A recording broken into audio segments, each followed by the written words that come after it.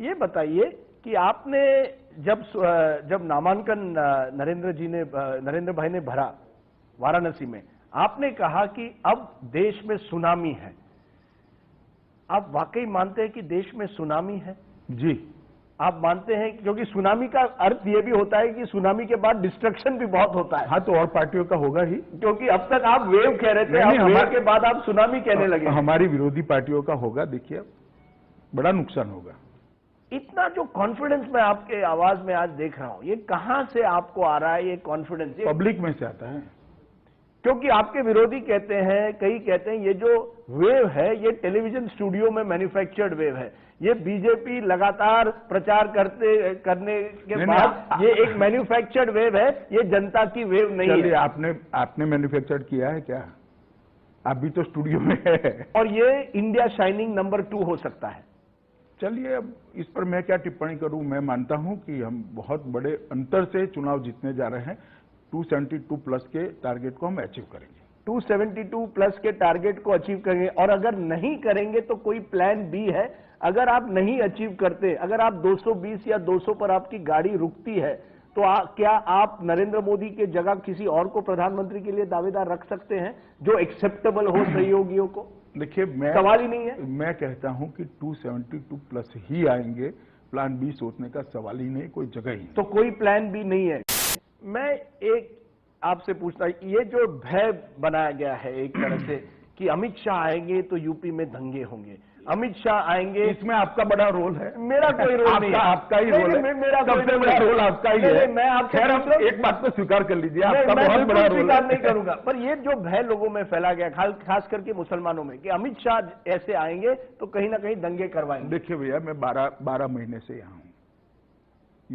मेरे आने के पहले 45 दंगे हुए थे, मेरे आने के बाद भी 45 दंगे हुए। दंगे कोई व्यक्ति नहीं करा सकता। सरकार अगर ठीक तरह से शासन करे तो दंगे नहीं होते। तो ये छवि कैसी बन गई है? मैंने कहा था आपका रोल है। मेरा कोई रोल नहीं, लेकिन आगे बढ़ते हैं। नरेंद्र मोदी आते हैं वाराणसी, जो इस समय कांटे की टक्कर बन रही है, ऐसा ऑपोजिशन कह रही है।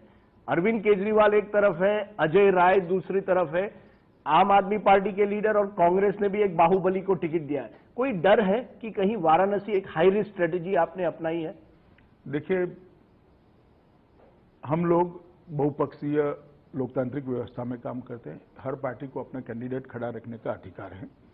और जहां तक नरेंद्र मोदी का सवाल है और वाराणसी सीट का सवाल है, राजीव जी, आपको मालूम होना चाहिए कि जब नामांकन किया उसी दिन सीट का परिणाम तो आ चुका है। ये आपका ओवर कॉन्फिडेंस नहीं है? क्योंकि उस दिन आपने ये भी कहा कि अब सुनामी आ गई है। 16 तारीख को 12 बजे मुझे फोन करिएगा, चूकिएगा मत।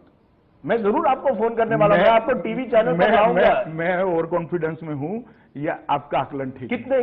कितने वोटों से जीतेंगे? मैं, क्योंकि कुछ लोग कहते हैं कि इस चुनाव में वाराणसी में केवल नरेंद्र मोदी जीतने हारने का सवाल नहीं, लेकिन आप चाहते हैं कि बड़ी से बड़ी मात्रा से जीते। देखिए, मैं कुछ कहना नहीं चाहता कि यहाँ पर शीघ्र कवि है। उन्होंने मुझे फोन किया था रैली देखने के बाद, नामांकन देखने के बाद, कि भैया यहाँ 16 तारीख को मतगणना नहीं होनी है, जनगणना होनी है। नहीं, मैं इसलिए पूछ रहा हूं कि अब एक तरह से प्रियंका गांधी ने अमेठी और रायबरेली पर अपना फोकस किया है। क्या उसके बाद आपको लगता है स्थिति बदल गई है? न केवल अमेठी रायबरेली में, लेकिन पूरे 7 तारीख का जो चुनाव हो रहा है और 12 तारीख का चुनाव हो रहा है, उसमें फर्क पड़ा है प्रियंका के आने से या नहीं? प्रियंका जी हर बार चुनाव प्रचार करती है। गत विधानसभा में भी चुनाव प्रचार नहीं, वो कह रही है बीजेपी मुझसे, जब से मैं आई हूं बीजेपी चूहों की तरह अब दौड़ रही है। आप डरते हैं प्रियंका फैक्टर से? आपको कोई डर इस चुनाव में आपके कैलकुलेशंस में? नहीं, थोड़ी टीआरपी आपकी बढ़ेगी और कुछ नहीं होगा। आप केवल उसको टेलीविजन स्टार मानते हैं, आप उसको सीरियस पॉलिटिशियन नहीं मानते? मैंने टेलीविजन स्टार नहीं कहा। नहीं, आपने कहा टीआरपी बढ़ती है। टीआरपी घटनाओं से बढ़ती है, मैंने टेलीविजन स्टार नहीं कहा। मैं मानता हूं कि हर एक को अपना प्रचार करने का अधिकार है और वो अपने माता जी के और भाई के क्षेत्र में प्रचार करिए। इसमें हमें क्या आपत्ति हो सकती है? हम अपनी लड़ाई लड़ रहे हैं, वो उनकी लड़ाई लड़ रहे हैं। लेकिन जो भी वो कहती है उसका कुछ ना कुछ उसी दिन कई रिस्पांस आ जाता है बीजेपी का। मोदी जी खुद रिस्पॉन्ड करते हैं प्रियंका जी को। क्या आप उनको ज्यादा अहमियत दे रहे हैं या डर रहे हैं उनसे? डरने का सवाल ही नहीं है। हम कांग्रेस पार्टी के खिलाफ तो चुनाव लड़ रहे हैं भैया, डरने का कहां सवाल आता है? इतनी बड़ी सरकार है, उसके सामने चुनाव लड़ रहे हैं, क्यों डरे हम लोकतंत्र की व्यवस्था में तो भरोसा आप डरते नहीं? वाले हैं। प्रियंका गांधी का कोई डर नहीं है? किसी का डर नहीं होता। हम हमारी बात रखते हैं, वो उनकी बात रखते हैं। आपकी अगली एम्बिशन क्या है? क्या है आपकी अगली एम्बिशन? क्या बनना चाहेंगे? मेरे मन में तो मोदी जी तो प्रधानमंत्री बनना चाहते हैं, अमित शाह क्या बनना चाहेंगे? मेरे मन में तो एक ही एम्बिशन है, राजदीप सरदेसाई मुझे ठीक से समझ ले बस, और कोई एम्बिशन नहीं है। आपकी एम्बिशन है कि राजदीप सरदेसाई आप लोग ठीक से समझ ले? बस और कोई